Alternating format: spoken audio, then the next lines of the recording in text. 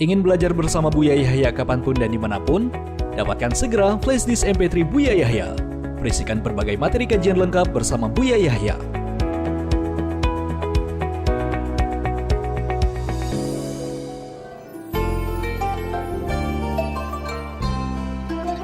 Assalamualaikum Buya. Waalaikumsalam warahmatullahi wabarakatuh. Izin mengajukan pertanyaan.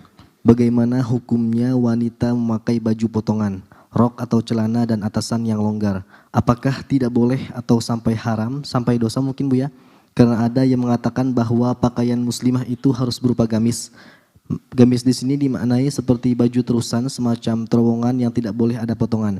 Sehingga ada yang sampai memakai seragam sekolah dengan disambung atau dijahit agar bentuknya seperti gamis.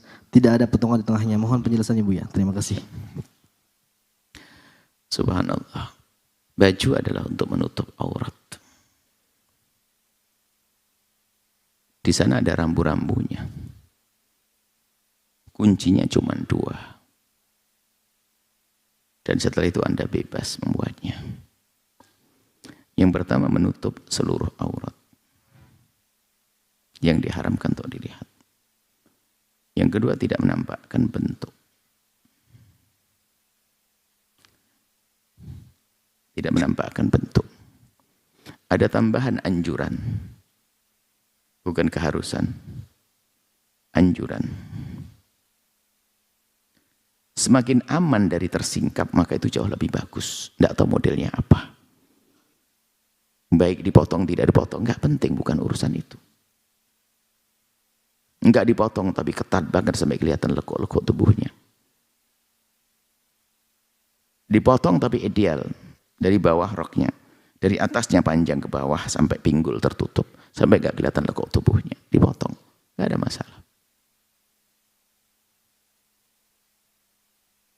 Hanya kalau sebuah tempat buat peraturan sendiri sekolah ya sah-sah saja dengan catatan satu tadi. Dia menutup auratnya.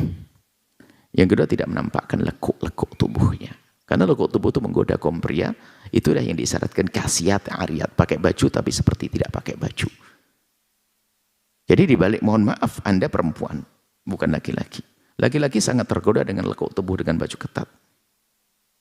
Karena kalau dibalik keketatan baju itu bisa saja membayangkan yang aneh-aneh. Enggak kebayang ada koreng di balik itu.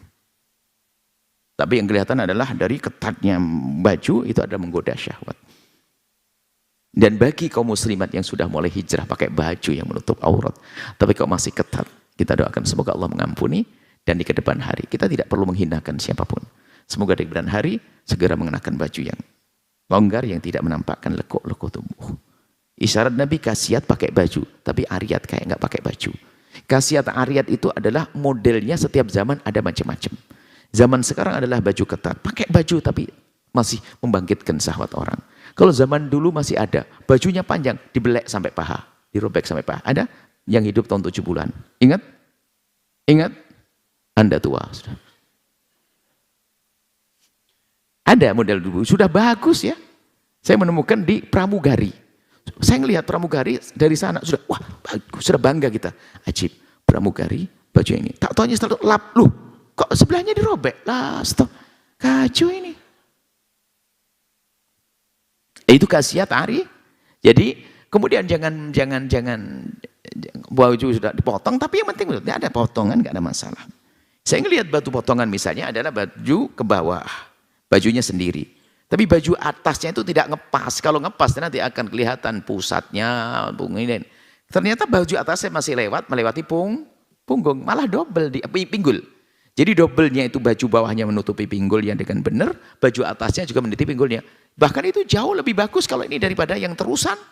Terusan ternyata dalamannya kurang malah kadang-kadang ada nempel, kemudian hembusan angin dan sebagainya. Jadi bukan masalah terusan atau tidak terusan. Yang penting adalah menutup aurat dan tidak menampakkan lekuk tubuh. Selesai kisahnya. Tidak usah sombong dengan baju. Nah, itu saja. Sederhana.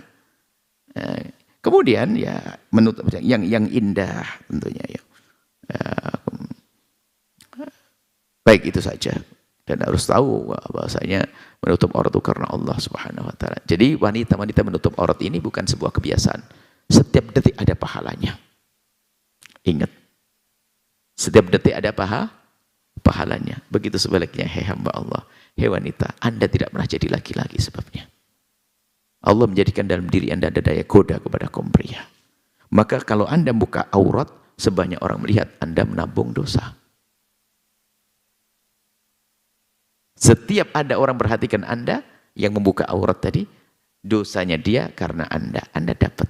Kalau 100 orang, 100 orang, 1000 orang, 1000 orang. Maka kita harus banyak doakan saudari-saudari kita yang belum bisa menutup aurat yang pertama. Semoga Allah mengampuninya. Karena dia umat Nabi Muhammad. Kita tidak rela jika dia dihukum oleh Allah karena membuka auratnya. Yang kedua, semoga Allah mudahkan dia menutup auratnya. Kita cintai mereka. Dan ingat, yang sudah menutup aurat, jangan hinakan mereka. Ada orang belum menutup aurat karena banyak sebab. Mungkin orang tuanya belum mengizinkan. Mungkin suaminya belum mengizinkan. Mungkin kantornya belum mengizinkan.